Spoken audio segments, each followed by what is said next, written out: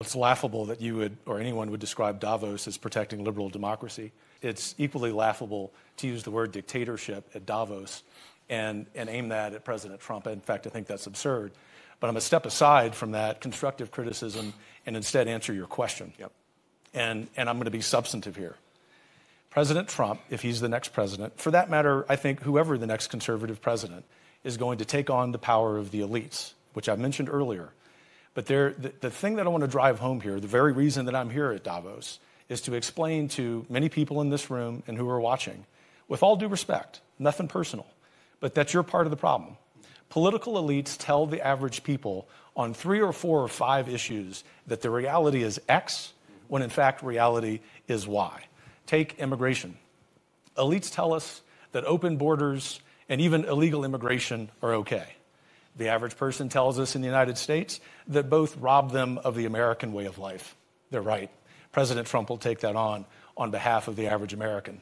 Elites also tell us that public safety isn't a problem in big American cities. Just travel to New York or Washington or Dallas, Texas. The average person will tell you that the lack of public safety damages not just the American way of life, but their life. President Trump will take that on. Thirdly, I guess the favorite at the World Economic Forum is climate change.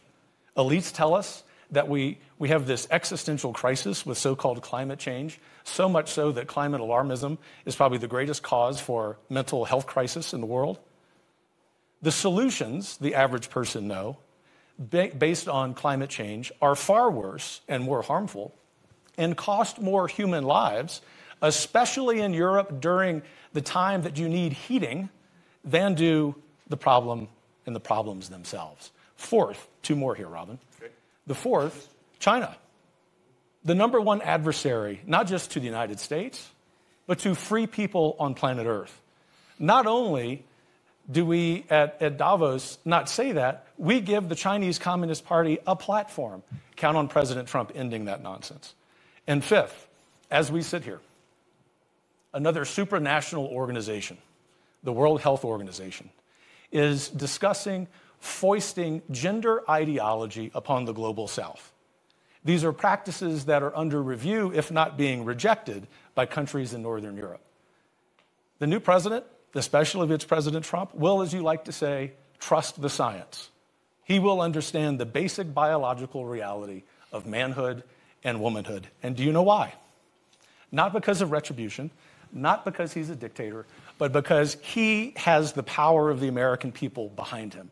And it's connected to Senator Portman's excellent point that in addition to needing a vigorous executive, we look forward to having the popular will inform both the House and Senate in 2025 to pass laws on all of those issues and many others. Ultimately, Robin, I think President Trump, if in fact he wins a second term, is going to be inspired by the wise words of Javier Milei, who said that he was in power not to guide sheep, but to awaken lions. That's what the average American and the average free person on planet Earth wants out of leaders.